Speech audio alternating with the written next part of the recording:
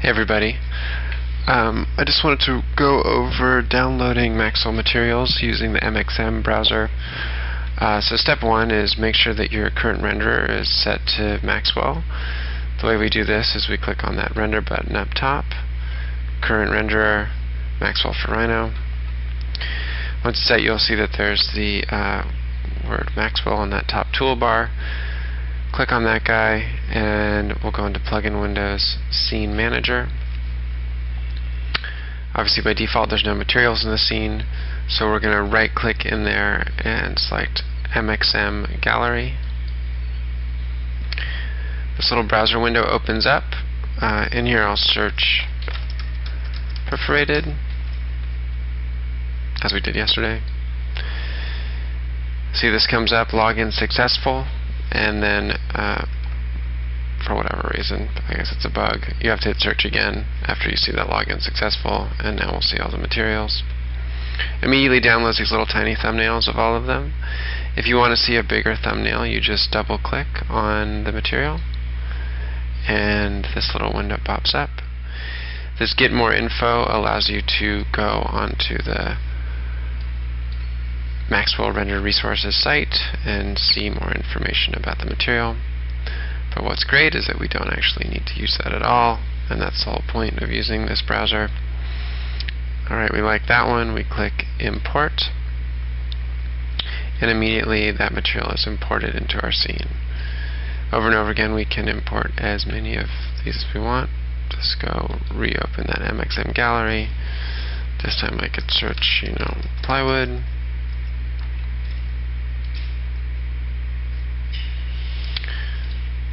Click on those, see what I like. Construction grade ply, click import. Again, the whole unzipping all of this stuff, all the assignation of the materials to the textures, all of that is automated and you don't have to go in there and find folders and stuff. So to make sure that this is set up correctly, we need to open up Maxwell Studio. So I'm just going to search Maxwell Studio, click on that. It opens up. We don't really need to mess with the interface of Maxwell Studio. We just need to change one thing in the options menu and make sure that our login information is correct.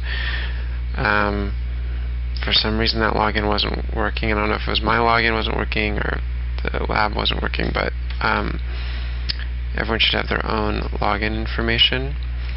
If you don't have that yet, just go here to resources.maxwellrender.com and click on register and then fill all this stuff out. And then you'll get an email, you'll confirm the registration. Once you do that, you'll come into back here where we are in Studio. And I'm going to go into File, Preferences, under Materials, MXM Gallery, and type in my information there. Once you have that all filled up, you say OK.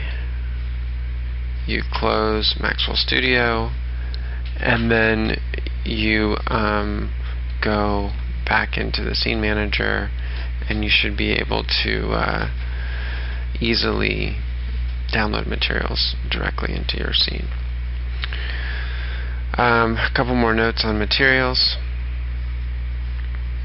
Let's make a box.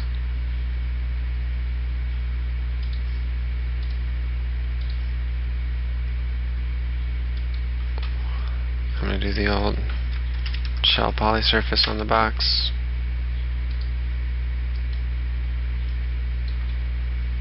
That is a thick shell. Look at it in rendered mode. My rendered mode might look a little different than yours. Just as a reminder, if you click on the display tab, and if you don't see the display tab, you right click in there and make sure that you have display selected. You can do things like turn surface edges off and on and everything else, so I like to keep my surface edges on just so I can see what I'm looking at.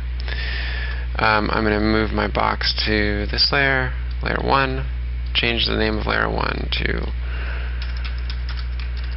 perforated, and then drag that perforated material onto layer 1, and immediately I'll see a preview.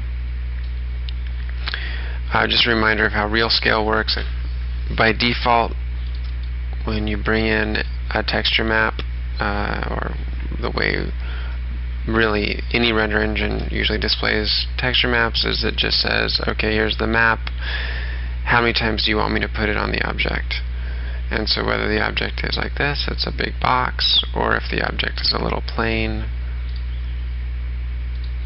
like that, change the object layer there, the texture map always appears the same number of times on the object, no matter the size. Skyscraper, peanut, whatever it is, in this case the texture map's only going to appear once. So to exaggerate that even further, if I make, you know, a giant monolith like this,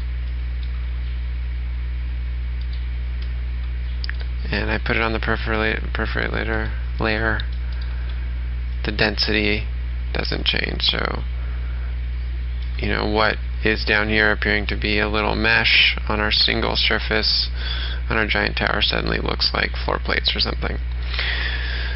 So that's where this idea of real scale comes in, and real scale is the thing that turns this one by one of this just repeating unit to a meter by a meter in this case. So if I hit real scale, instantly that density completely changes on all of those surfaces, and you'll notice that now the density is the same on each of these because the material is repeating to recognize the object it's on.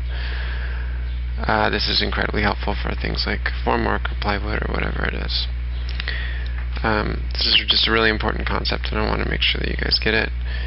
Again, if you hold down Shift, Control, Alt, and you click on that Real Scale button, it changes it for all the textures associated with the file. So with many of these files, you know, the texture map is appearing there, but it's also appearing there, and it'll look super messed up if one is scaled real scale and the other one's scaled in that abstract way. Your material will not look good. So that's real scale. That's my reminder about all that. If for some reason, you know, your textures are really not working, and you need to manually download them, just remember that in the scene manager you have this options file, and that's where you set the directory for your textures. And this search depth defines, you know, how many layers down into the folder Maxwell will look for the texture that your material has on it. So just make sure that your textures folders are pointed to the right place. By default, they should be pointed to this one on all your guys' computers. If it's not pointed there, you know, make a default texture folder and start loading your manually downloaded textures into there, and make sure that this is pointing at it. This folder is that same folder. Again, as I did in class, it's always really useful to sort of measure it against a real thing. If your grid is set up and you know what your grid is, then you can easily just say, okay, you know, that's 1, 2, 3, 4 feet, and that means that each of these is roughly like a 2-foot aperture. A pretty wide open metal mesh, but perhaps a good window pattern. Whatever, just check it against a scale in the model that you can actually read and easily understand. Okay, good luck. Talk to you guys later. Bye.